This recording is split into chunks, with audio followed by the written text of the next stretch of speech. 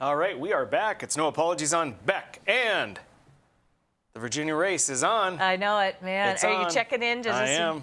And So 58% of the vote is in. Now, this is as of about 7:45 p.m. Central Time. Okay. And so 58% of the vote in. Terry McAuliffe has 44.4% of the vote. Glenn Youngkin has 55% of the vote. So it's 1,017,000 to 821,000. wow. So Yep. by the time this airs, it'll probably be shifting again, too, because, of Right. course, you've got outstate and then you've got metro, as in every And state. I don't know which precincts are in. So It's always the stuff. Yeah. Typically, you know, the big urban areas, they might be a little bit slower, especially when a Democrat's trailing. But this could tighten up a lot, but it's obviously very good news that Glenn Youngkin, Leading as a 55% with 58% of the vote in. that's huge. Well, we'll see. Yep.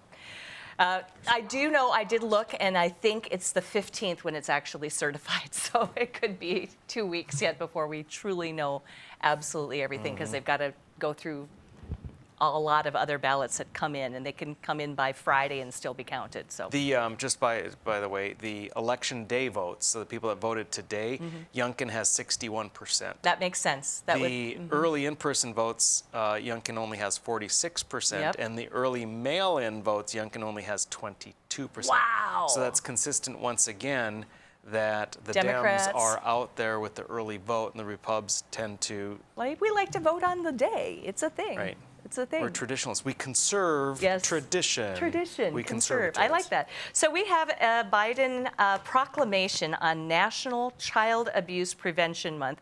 This was done on March 31st of 2021, where he put out this proclamation, if you will. And Yep. this is really typical, doing these proclamations for this, that, and the other thing. That is nice eye roll. Yeah, it's all. I mean, it's pandering to every single group, and I know we're covering them all, but you need to know what your president is all about. Exactly. So yes, this one, Proclamation of National Child Abuse Prevention Month. So there's a month for this, because go ahead and beat your kids for the 11 other months. Honestly. No. Seriously? I don't know. All right, let's put it up on screen so people can see this delightful thing here, Sue. All right. The confluence of a devastating pandemic and the worst economic crisis in nearly a century have increased the risk for child abuse and neglect as Americans grapple with the compounding challenges of school and child care facility closures, social isolation, and increased financial instability. Now, hold that graphic. I have a problem with the little phrase about the worst economic crisis in nearly a century, because when this was the crisis came after the COVID stuff. It wasn't an economic. I don't know how they keep trying to pin the economy was booming under Trump. Right. So that's exactly right. And that's my point, is that when we look at, identify those phrases and words that you can say are due to government, right? Worst economic crisis caused by government. Right. Right? And Americans grapple with compounding challenges of school and child care facility closures caused by government. Who did that? Social isolation Precisely. caused by government, and increased financial instability Ding, ding, ding, ding. caused by government. Yep, that's exactly so, it. Yes, once again, government is saying, hey, we have to fix these problems that, by the way, we caused.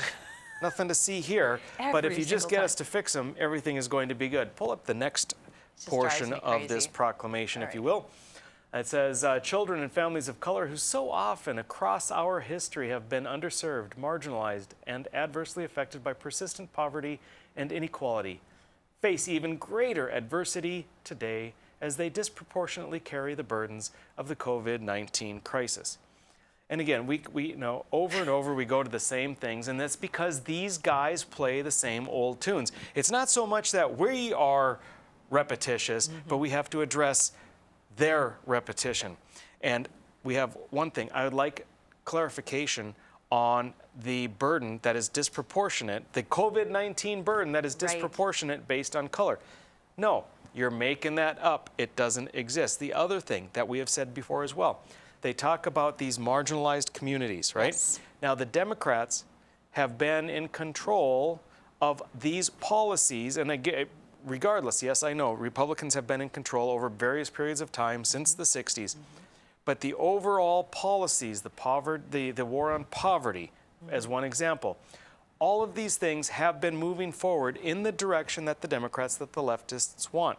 So we have been addressing these things for 130 years.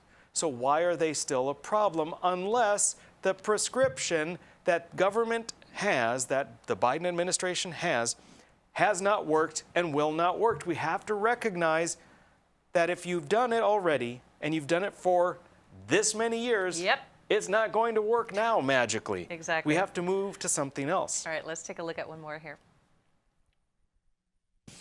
All right, during National Child Abuse Prevention Month and throughout the entire year, it is imperative that we join together as one nation to combat child abuse in all of its forms through neglect, mistreatment, or physical, emotional, or sexual abuse. That's, neither here nor there. There's nothing wrong with that statement, really, that I saw. I didn't see anything wrong with that one. But you know what? It's just stating the obvious, that obviously you need to do something. The problem is that the cure is always far worse than the original problem. That's the issue, is that you just dig yourself a hole. I have one problem. I don't have a problem with the statement. I mean, sure, of course. Nobody wants child abuse.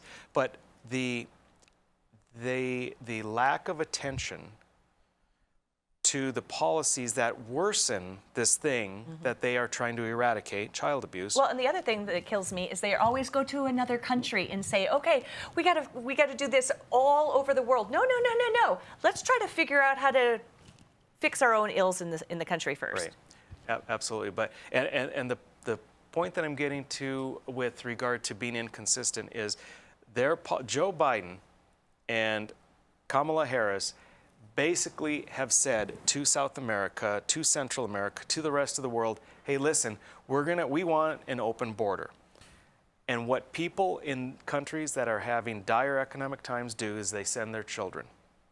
And those children are coming across, and they are by the scores being put into sex slave trade. It's horrendous. So what they have done is worsened to an unbelievable degree the harm, the neglect, and the abuse that children suffer. And so, yes, it's very easy on one hand to make this proclamation, we need to end child abuse.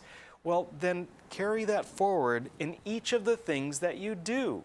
And instead of politicizing everything, recognize, you know what we did here? That's harming children, so we're going to pull it back, and we're going to say we were wrong. We're going to take a different path, but they will not do that.